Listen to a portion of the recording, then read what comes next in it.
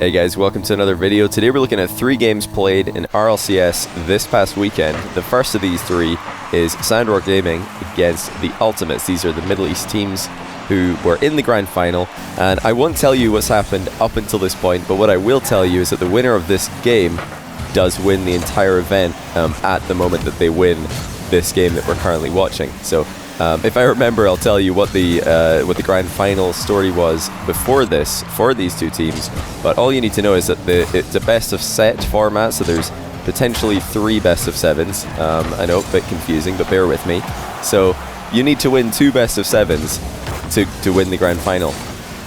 So yeah, again, without spoiling it, for those of you who have not watched this, the team who win this game did win the first best of 7 and are on match point at the moment.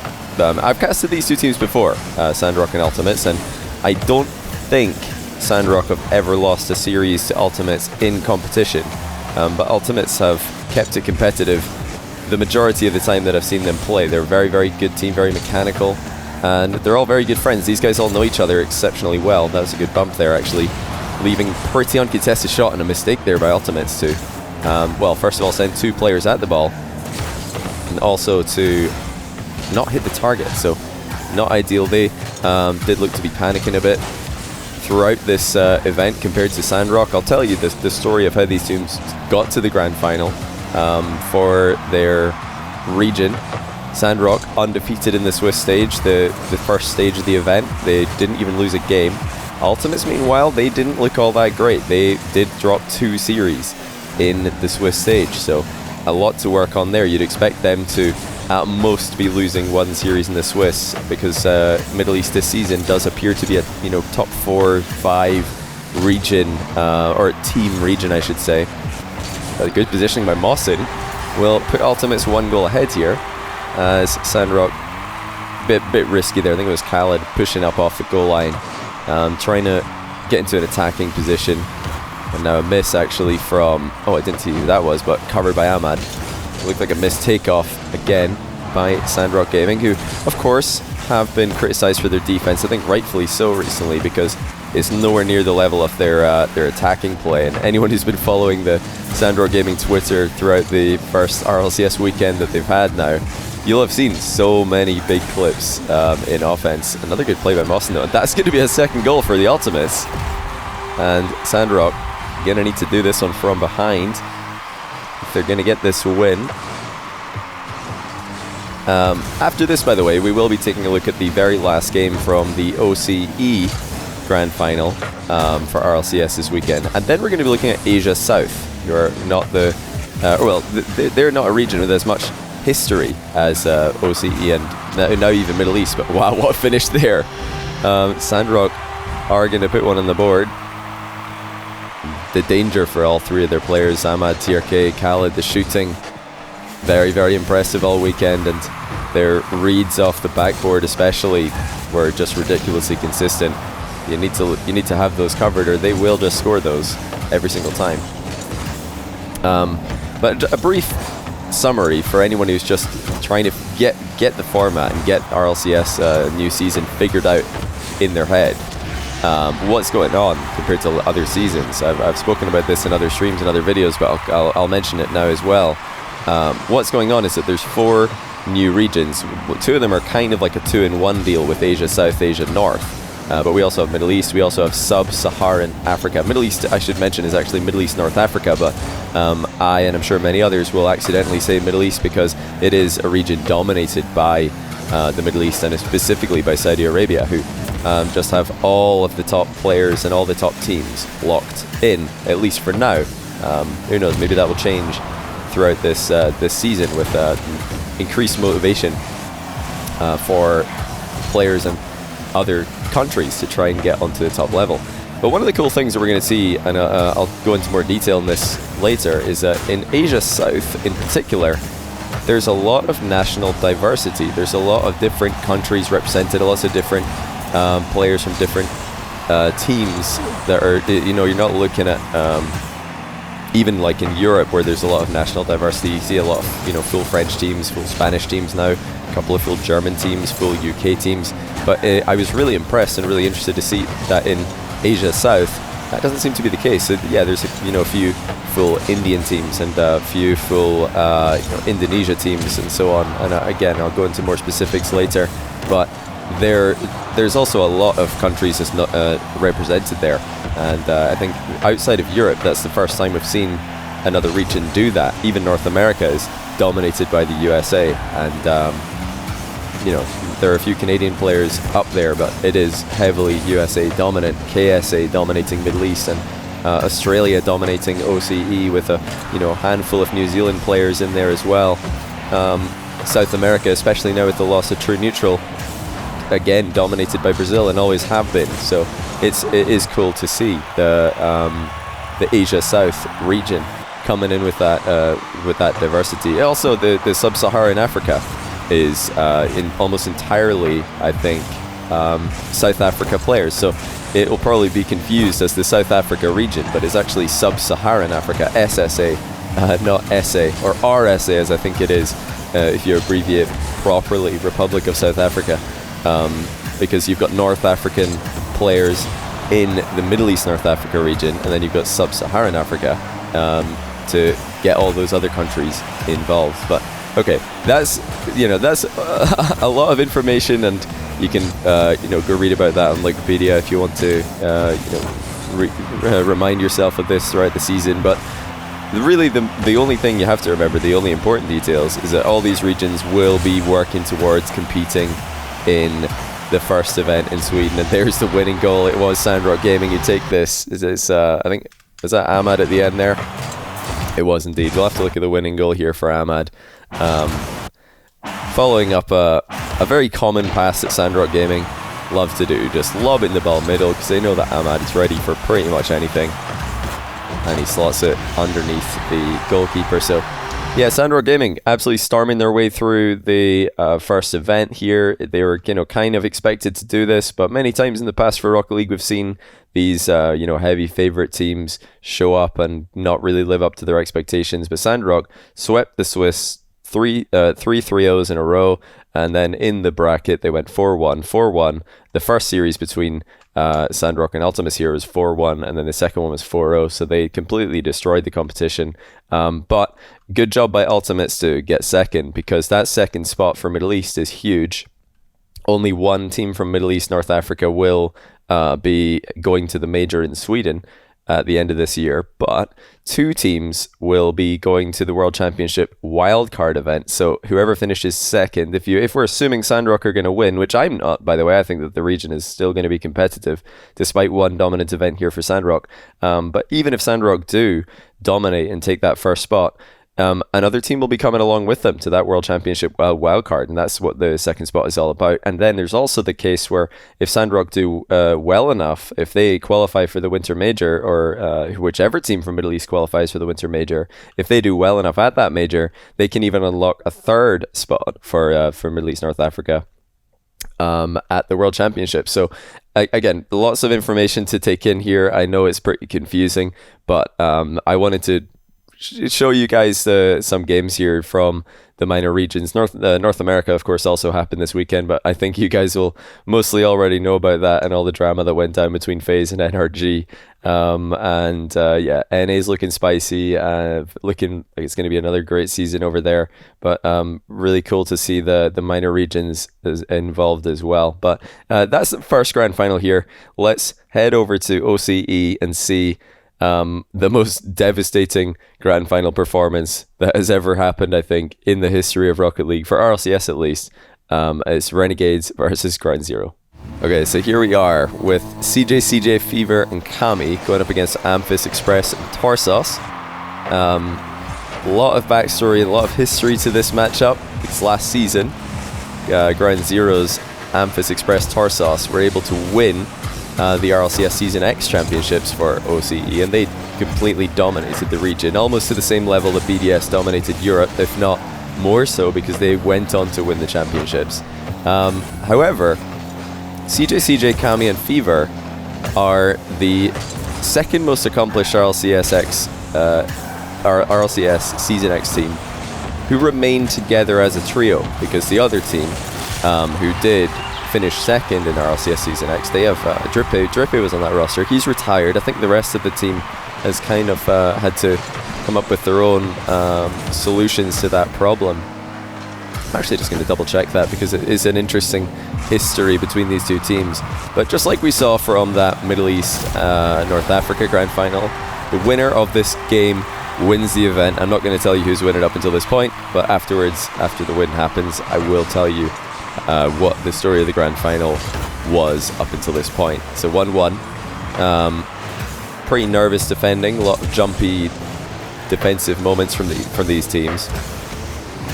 But OCE definitely a very, very aggressive region. They love to attack the ball. They love to get it up into the air as well. And no surprise when you've got players like Amphis, players like Fever on the field. These guys are ridiculously mechanical.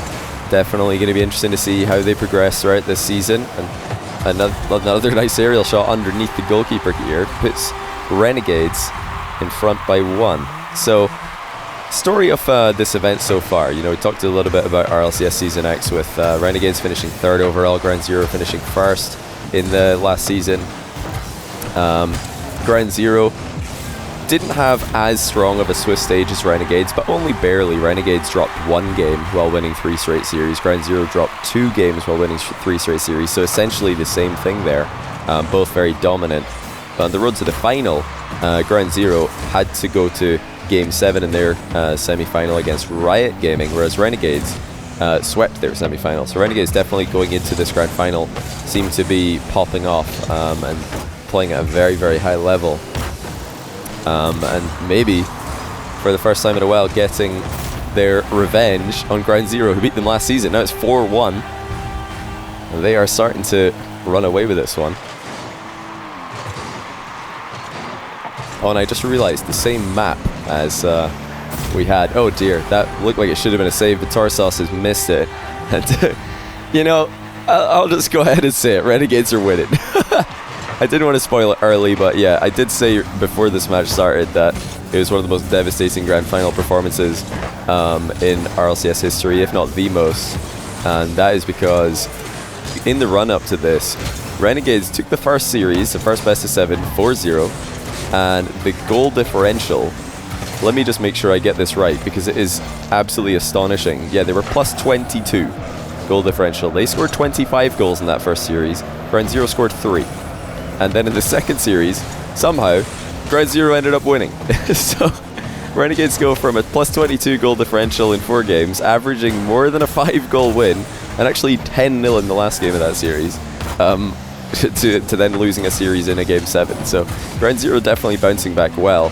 However, this last series was also a 4-0, and up until that 1 goal that Renegades, or rather that Ground Zero scored at the start of this game, it was a complete sweep. It was 3-0, 2-0, 2-0, and Renegades on quadruple match point now, winning 5-1, looking like they're going to be the ones to take it. CJ chasing down his former teammate Express here. They had a lot of success. Former LAN teammates together there. It was actually Express, Kami, and CJ, I believe, who played the last time they played as at a LAN. I think they were all together it would have been Montreal probably, because they didn't qualify for the Season 8 World Championship if I'm not mistaken. Yeah, very impressed by Renegades. I didn't expect this. I thought Ground Zero would continue what they'd started last season. We just saw Sandrock do what they were supposed to do. Ground Zero are that team, you know, they're the BDS of OCE. You'd expect them to just come in and take over once again. Definitely not get destroyed like we see Renegades doing to them here, but that's really exciting. I'm a big fan of this team. CJ, Kami, and Fever are all really cool personalities in the scene. We saw a really funny interview or two from Fever throughout the weekend. He's starting to come out of his shell, and seeing this team succeed is, I think, really, really cool. So it doesn't look like OCE is going to be a one-horse race. I expect Ground Zero to bounce back in the second event in a couple of weeks' time, but Renegades really laying down a marker here. 6-1 in this last game. Just ridiculous stuff by them. But you know, it is also worth mentioning OCE do get 2 spots for the first major of the year. Middle East, North Africa just get 1, and Asia altogether just get 1. So we're going to see Asia South after this match, but the winner of Asia South throughout this split will have to play against the winner of Asia North, and only that one team will be going to Sweden. Whereas we could see Renegades and Ground Zero. Definitely looks that way with how this series went. It looks like these 2 teams are the ones to beat. Only 2 more events on top of this one to decide who makes it to that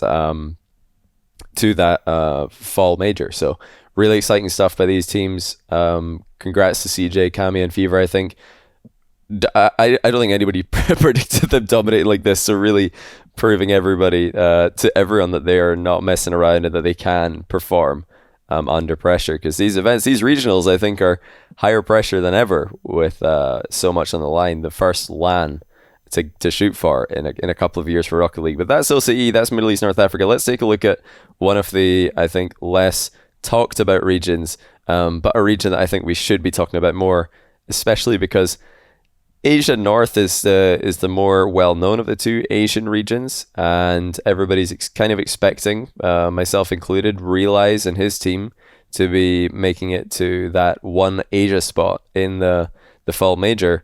But there's one team in particular that we need to recognize and we need to be aware of from Asia South. They're not gonna just give it to Asia North for free. I'm not gonna say any more, but you'll see in a second.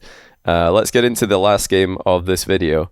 Look at the very last game played in the Asia South Grand Final from RLCS this weekend. All right, here we go. The Asia South Grand Final. Last game. We're not on the same map this time, so you know the scoreline must be different than the past 2 series we just watched, which both ended, well, the games from the series we just watched, which ended 4-0, 4-0. But we do have players that I think to a lot of you will be brand new, and I think this might be the first time I've seen this particular Batmobile used in an RLCS game, so fantastic stuff. We've got Ballerese, LCT, and Maxiu from Alki GGs. I'm not sure if it's all or Al. Have to look into that before next event. And Squiggly, Bunny Dummy, and Claw Z from Azure Esports. This is the biggest match for Asia South ever played. Same could be said for Middle East, North Africa earlier on in the video. That was the biggest match. Sandrock Ultimates get to be a part of that, and now it's the 2 top teams from Asia South. These guys, just like actually not in Middle East, North Africa, just like in OCE though, both these teams went undefeated in the Swiss stage, and both of them qualified to that grand final.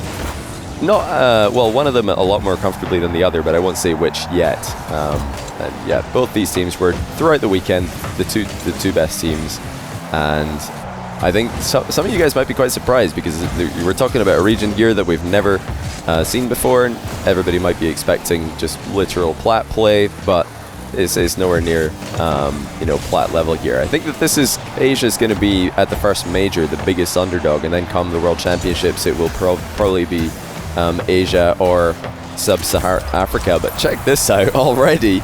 Max Yu putting one on the board. And Max Yu is quite an interesting player because he is Irish but living in Singapore. So he is playing in the Asia South RLCS, and he had a phenomenal weekend for this team, scoring banger after banger, and I think just really helping put this region on the map and put his team on the map. LCT from this roster, Indonesia, and then Ballerese is another Singapore player. But yeah, check these guys out. They are not messing around. We're looking at some pretty legit striking here. And any team in the world is probably going to struggle to defend these shots because they have just been hit so confidently. The redirect there from Max Yu. Azure just haven't been ready for a lot of these plays. They seem to be caught off guard by the touches that Alki are making. It's another redirect going to be attempted here by the Batmobile. I'm not sure, what is this Batmobile called?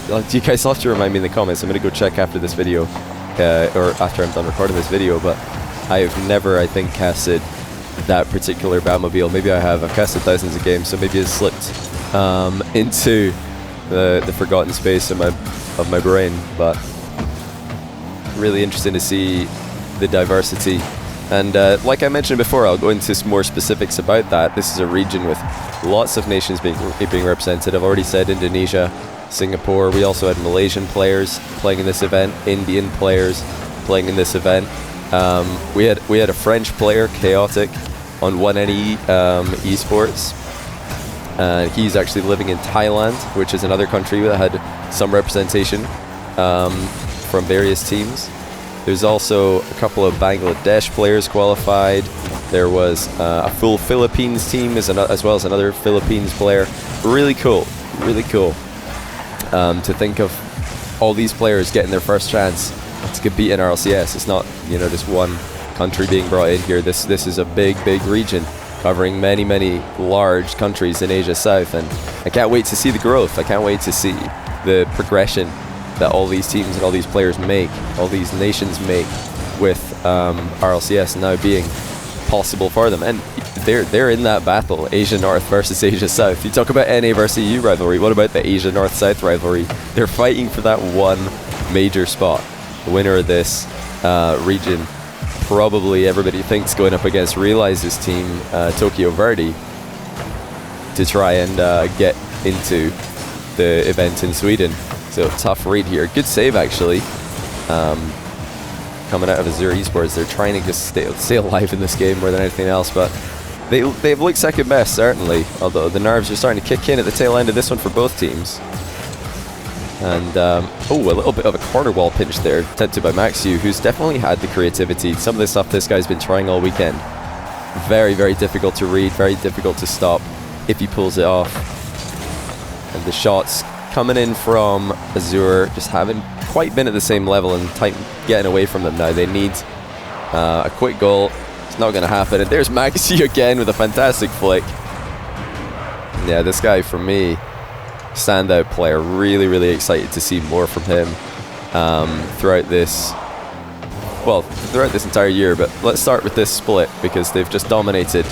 Alki have dominated the first event. They were expected to do that from people in the know. I was actually talking to Yummy Cheeseman recently, and he thinks that this team are going to be a real threat for that Asia qualifier spot. It is definitely not just going to be a free win for whoever comes out on top of Asia North. But yeah, Asia North, more history there, more experience definitely. So these guys, should they continue this domination, because Alki, I don't think did they drop one game? I think they dropped one single game in this entire run. They went undefeated in the Swiss.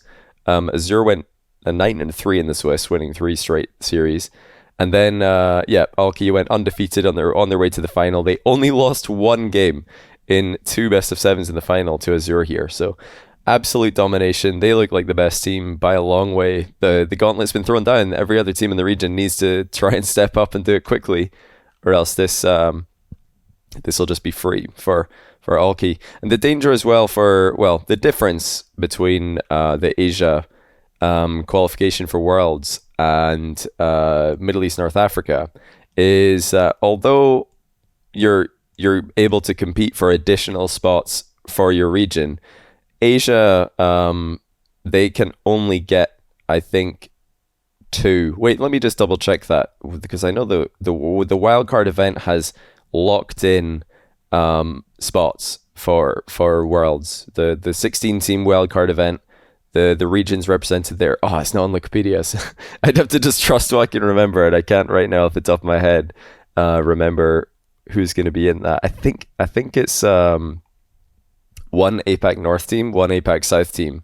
So, if one of these teams can make a dream run, I think it's really unlikely, because it's going to be so difficult to step onto that stage when you're relatively isolated from international competition.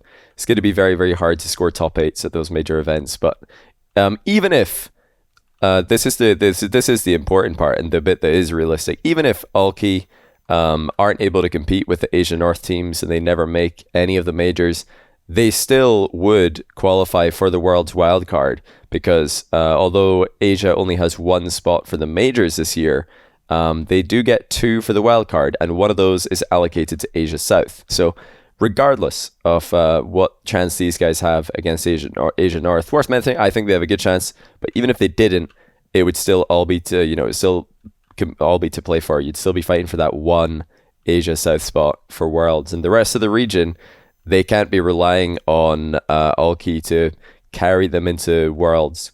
They can't be relying on these guys to just do everything for them. Obviously, if Alki can get an incredible run, that helps the rest of the region directly. But yeah, Asia, a lot more competitive, a lot more. You got two regions in one fighting for limited spots. So that's going to be really interesting to see throughout the year. But yeah, a lot of information in this video, a lot of format stuff that I know you guys are some of you guys won't really care about at this stage, and I don't blame you. It's very far away. Worlds it seems very far away in the distance. But again, as a summary for anyone who can't keep up with all the finer details, all you need to know is that the path to the major in this coming December, and then the path to Worlds is extremely competitive. Regions are going to be fighting internally. They're going to be battling for very limited spots this season compared to last season. It's more exclusive.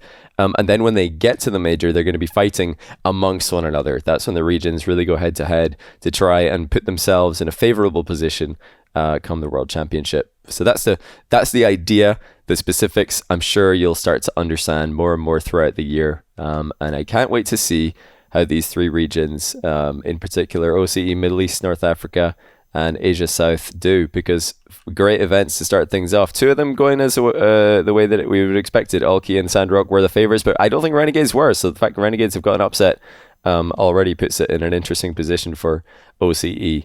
But not a disaster for Ground Zero with that second major spot for OCE being on the table. Coming up this weekend, we do have the first event for Asia Pacific North. We also have the first event for South America and the first event for Sub-Saharan Africa. So three regions that are all pretty dominated by one country each, that being Japan, Brazil, and why have I blanked on the last one here? Oh, of course, South Africa.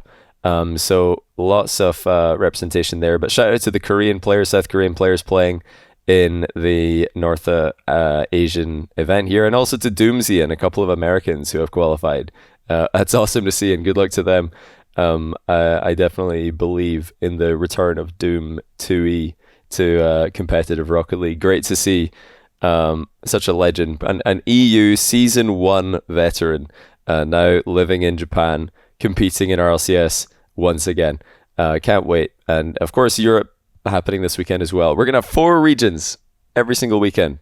Just amazing stuff. If you can't get enough Rocket League, then this is definitely the season for you. But yeah, hopefully you guys enjoyed this. I wanted to shed some light and explain some of the finer details from what's going on in these regions and what to expect from this coming split and season. But I'll be doing more of this. I talk about this stuff all the time on my streams. So if you don't understand, or if you want more information about this new RLCS season, you want a better chance at understanding it and trying to follow along with all 8 regions at the same time, then just swing by my live stream and ask me there, because I'm always talking to my chat and able to answer questions. If you want to know when I go live, follow me on Twitter. I tweet before I go live every single time, as Twitch notifications don't always work. But that's all we got time for today. If you enjoyed this, then let me know, and maybe I'll do another one of these videos next weekend to summarize the action from the minor regions that are coming up in just a week's time. But for now, congrats to Alki, Sandrock, and Renegades on regional victories, and also to FaZe in North America, 4 teams who have already put a regional win on the board in the new season. Only 2 more regionals before the first major event, the first LAN in 2 years. Exciting stuff. But anyway, thanks for watching again, guys. Take care, and I'll see you in the next one.